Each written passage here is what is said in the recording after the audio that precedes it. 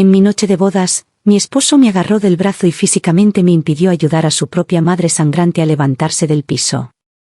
Luego, cuando me negué a retroceder, levantó la mano y me golpeó en la cara frente a nadie más que a las 3 personas que acababan de ver a su padre golpearla. Lo que ninguno de nosotros entendió esa noche fue que la mujer que sangraba en ese piso de mármol había estado guardando un secreto durante 15 años, uno que eventualmente haría que todo el imperio Whitmore se derrumbara antes de que terminara el año. Mi nombre es Harper Bennett y tenía 28 años cuando me casé con Grayson Whitmore en una boda tan lujosa que llegó a las páginas de Sociedad de Nueva York incluso antes de que terminara la recepción. Recuerdo estar de pie en la suite nupcial horas antes. Mi suegra Eleanor ayudándome a sujetar el velo en su lugar, sus manos temblando ligeramente de una manera que confundí con nervios felices. Ella me miró al espejo y dijo en voz baja: «Si alguna vez escuchas gritos arriba esta noche, no vengas a buscarme». Luego sonrió y cambió de tema antes de que pudiera preguntarle a qué se refería. Dejé pasar el extraño comentario, atribuyéndolo a las emociones del día de la boda porque realmente creía que me había casado con una familia que se amaba. Grayson me había propuesto matrimonio en una azotea con vista al Hudson. Y durante 6 meses, me había convencido a mí mismo de que la fría formalidad entre él y su padre era simplemente el estilo reservado de las viejas familias de dinero. Deseaba tanto ser el tipo de nuera que se ganaba un respeto silencioso, que se incorporaba gentilmente a un nuevo hogar sin causar una sola onda. Y caminé por ese pasillo con total fe inquebrantable. Esa fe duró exactamente hasta la medianoche cuando salí de nuestra nueva habitación del ático con una bata de seda para tomar un vaso de agua y escuché gritos provenientes de la sala de estar de abajo. Mi primer instinto fue la confusión en lugar del miedo porque seguramente esta no era la misma familia reservada con la que había pasado toda la noche brindando con champán. Me dije a mí mismo que probablemente no era nada, un desacuerdo sobre la factura del catering o un pariente que había bebido una copa de más. Y casi me vuelvo hacia el dormitorio antes de que un sonido me detenga. Fue el inconfundible crujido de piel contra piel, seguido del llanto amortiguado de una mujer que reconocí instantáneamente como Eleanor. Me arrastré hacia la escalera y miré hacia abajo a través de la barandilla, y lo que vi hizo que mi estómago cayera directamente al suelo. Mi suegro, Roland, se paró junto a Eleanor con la cara torcida en algo que nunca había visto en ninguna cena de ensayo. Y mientras miraba, él la golpeó de nuevo, metiendo la cabeza en el borde afilado de la mesa de centro de vidrio. Una mancha oscura se extendió rápidamente por el mármol debajo de ella, y una profunda herida se abrió sobre su ceja, mientras 3 parientes se sentaban congelados en los sofás cercanos, bebiendo sus bebidas y mirando a cualquier lugar menos a ella. Por un solo segundo paralizante, mi mente se negó a aceptar que el hombre con el que me acababa de casar 30 minutos antes pudiera venir de una casa como esta, y una pequeña y tonta parte de mí esperaba que Grayson bajara corriendo por esas escaleras para detenerlo. Entonces Roland levantó la mano por tercera vez y cada onza de esa vacilación desapareció. Bajé corriendo las escaleras antes de decidirme por completo a mudarme. Y me arrodillé junto a Eleanor, tirando de ella hacia mis brazos mientras su herida presionaba tibiamente contra mis manos. Miré hacia la habitación y exigí que alguien llamara a una ambulancia. Y la tía de Grayson, Vivian Cross, simplemente me dijo rotundamente que este era un asunto familiar privado y que yo era la recién llegada que necesitaba aprender su lugar.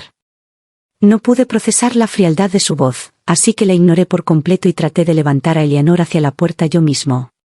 Fue entonces cuando una mano se cerró alrededor de mi muñeca con tanta fuerza que se magulló instantáneamente, tirándome hacia atrás con una fuerza que me hizo girar la mitad de los pies. Era Grayson, y el hombre que me devolvía la mirada no se parecía en nada al que me había puesto un anillo en el dedo esa tarde.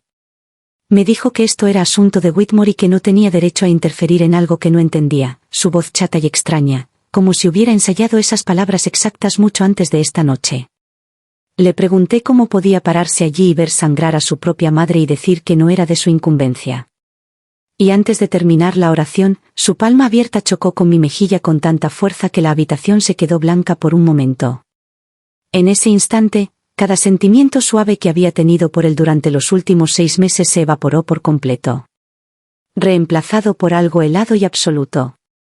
Cuando volvió a agarrar mi muñeca, girándola para alejarme de Eleanor por segunda vez, sentí que levantaba la otra mano para golpearme una vez más, y mi cuerpo reaccionó antes de que mi mente se pusiera al día.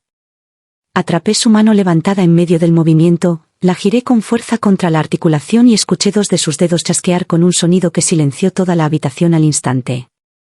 Su grito atravesó el ático y Roland se congeló a mitad de camino, su propia mano levantada bajó lentamente mientras el miedo real parpadeaba en su rostro por primera vez en toda la noche.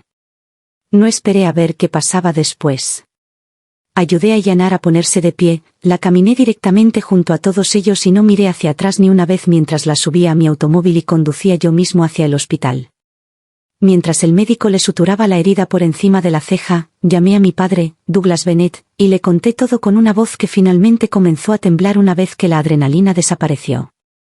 Escuchó sin una sola interrupción, y cuando terminé, me dijo en voz baja que había hecho exactamente lo correcto, y que ningún hombre que levantara la mano contra su esposa o su madre merecía conservar ninguno de los títulos. 20 minutos después, mi abuelo, Franklin Bennett, llegó con su jefe de seguridad, Marcus Doyle, y estudió la marca en mi mejilla con una expresión más fría de lo que jamás había visto en él. A la mañana siguiente, mientras el Yanar descansaba, finalmente recordé algo extraño de semanas antes. Una sola factura que había notado en el escritorio de Grayson para un proveedor de construcción que no reconocí, fechada años antes del proyecto para el que decía ser.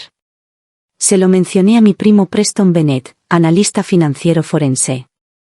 Principalmente por curiosidad ociosa, y pidió verlo. En una hora, volvió a llamar, sonando diferente, diciéndome que el mismo nombre del proveedor aparecía en docenas de facturas no relacionadas que se remontaban a años atrás, siempre vinculadas a la firma de Roland Whitmore. Preston siguió cavando, y cada hilo nuevo soltaba uno aún más oscuro debajo de él.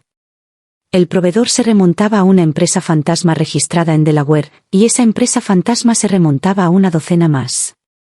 Cada uno diseñado para generar facturas falsas contra la empresa de desarrollo de mi padre. A la tarde siguiente, el número que Preston me dio me enfrió las manos. Más de 7 millones se desangraron silenciosamente de la empresa de mi familia durante 15 años, una factura fabricada a la vez. Esta no era una familia que de repente se había desmoronado en un mal matrimonio. Se había estado pudriendo por dentro durante 15 años, y había entrado directamente con un vestido blanco. Lo que rompió algo más profundo en mí fue lo que Preston encontró a continuación. Un conjunto de correos electrónicos de meses antes de la boda en los que Grayson había revisado personalmente un resumen privado de los activos de mi familia y mi herencia futura. Había sabido exactamente a qué le daría acceso casarse con el apellido Bennett mucho antes de arrodillarse en esa azotea.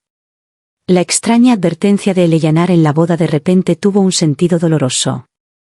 Ella lo había sabido, o al menos sospechaba, y había tratado de protegerme de la única manera tranquila que le quedaba después de décadas de silencio.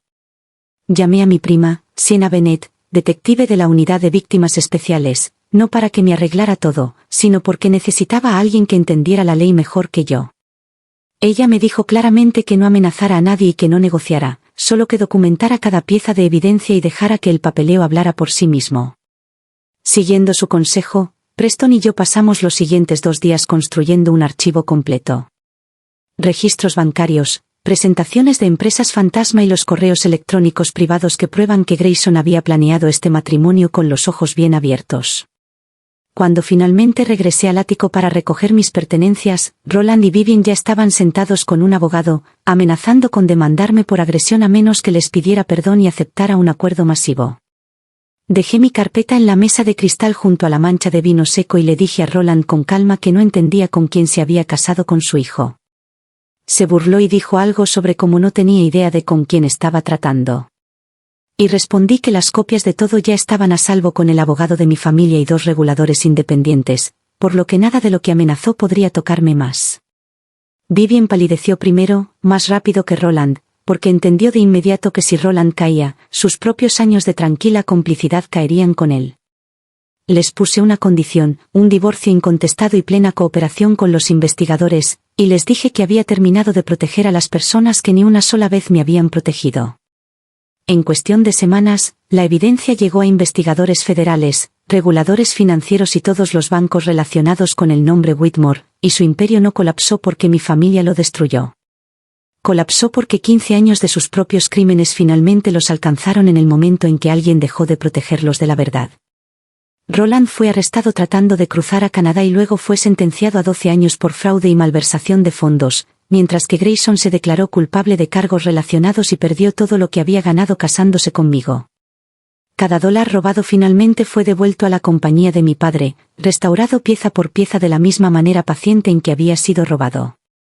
Meses después, visité a Eleanor en el pequeño apartamento que mi abuelo la había ayudado a asegurar en silencio, lejos de todos los nombres de Whitmore y de todas las puertas cerradas con llave detrás de las que alguna vez había vivido. Se paró en su pequeño balcón junto a una floreciente planta de jazmín y me dijo que, por primera vez en 30 años, no tenía miedo del mañana. La abracé con fuerza y me di cuenta de que ver a Grayson perder todo nunca había sido mi verdadera victoria. En este momento, justo aquí, entré en ese ático creyendo que me había casado con un miembro de la familia. Salí sabiendo la verdad. Una familia no son las personas que comparten tu apellido. Son las personas las que te ven sangrando y eligen ayudarte a pararte. Si esta historia te conmovió, presiona suscribirte y activa las notificaciones ahora mismo porque en Riven y Tales, te traemos historias reales de traición, justicia y la fuerza silenciosa que se necesita para finalmente defenderte. Dime en los comentarios, ¿en qué momento exacto de esta historia te diste cuenta de que Harper ya había ganado?